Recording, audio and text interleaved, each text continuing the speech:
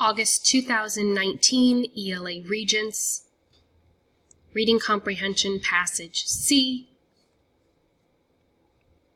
How We Make Sense of Time, questions only. Number 15. A primary function in the first paragraph is to introduce 1. A challenge to the author's research, 2. The goals of the author's research, 3. An ease of accessing the Yupno villages, 4. The hardness of life in the Yupno villages. Number 16. As used in line 13, the word unreflective most nearly means 1. Unreliable, 2. Unnatural, 3. Unconscious, 4. Uncertain. And as a reminder, line 13 reads, such unreflective movements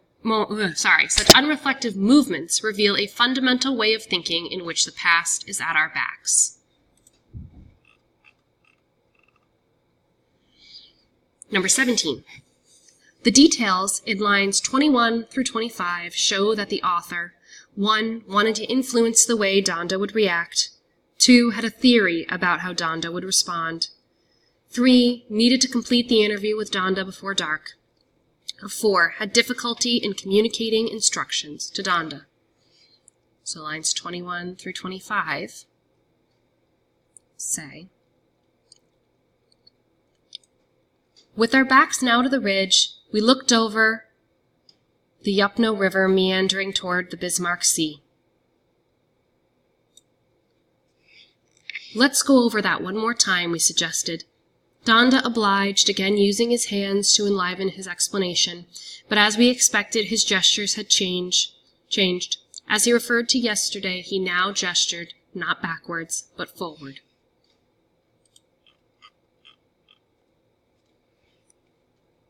Number 18.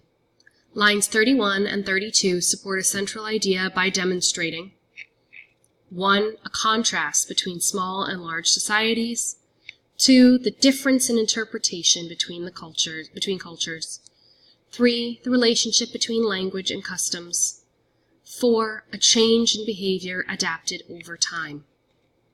Lines 31 through 32 read,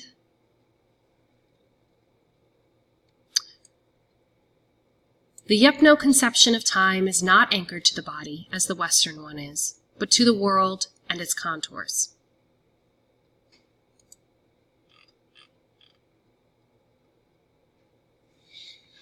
Number 19. Which statement best summarizes the information in lines 35 through 37? 1. Nature interferes with creatures' awareness of time. 2. All creatures align their behavior to lunar cycles. 3. Physical size inhibits creatures' adaptation to seasonal change. 4. All creatures have some awareness of time. Back up to 35. It reads, humans, like creatures ranging from amoebas to bees, and bees to mockingbirds and elephants, come with built-in equipment for perceiving some aspects of time, such as the rhythms of night and day, the waxing and waning of the moon, and the turning of the seasons.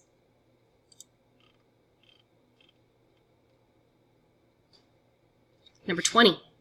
The statements, we tackle time head-on, and we dice it into units, in line 39, emphasize human attempts to 1. Enjoy the passage of time, 2. Structure the concept of time, 3. Control the speed of time, or 4. Make efficient use of time. Number 21. Which word helps clarify the meaning of transcend in line 40? 1. Beyond in line 40, 2. Milliseconds in line 40, 3. Span in line 40, or 4. Depict in line 41. It's going back up to lines 40 and 41.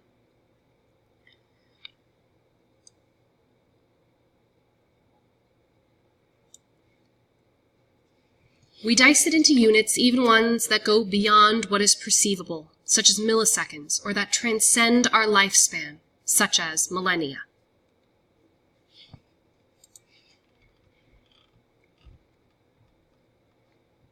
Number 22. Researchers found that humans can best understand time through 1. Examination of philosophical explanations of change. 2. Observation of the regularity in daily schedules. 3. Using figurative language to express complex ideas. 4. Recording the beginning, ending, and duration of events. Going back up to lines 41 through 54.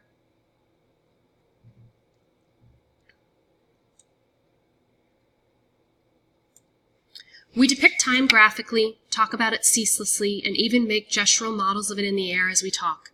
In short, humans everywhere create and rely on time concepts, ideas about the nature of time that allow us to make plans, follow recipes, share memories, and discuss possible futures. But what are our time concepts made of? What is going on in the mind of a speaker of Yupno or English for that matter, when answering our question about the difference between yesterday and tomorrow? Recent research in cognitive science is uncovering a surprising answer.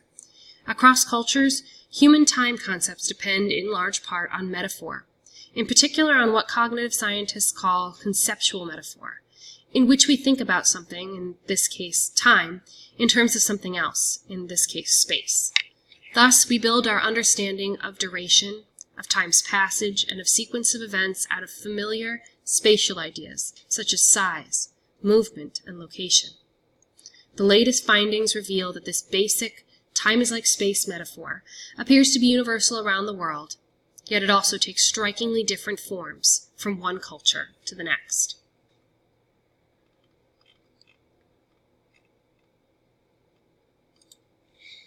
Number 23.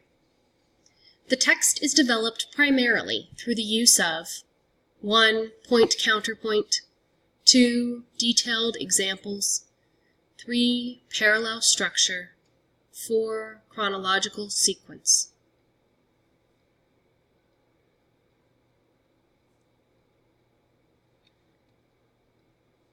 Number 24. Which quotation reflects a central idea of the text? 1. By having interviewees change sitting positions, we were able to show that it does not matter whether the slope is in front of you, behind you, to your left, or to your right.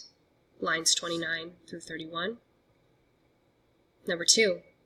Recent research in cognitive science is uncovering a surprising answer.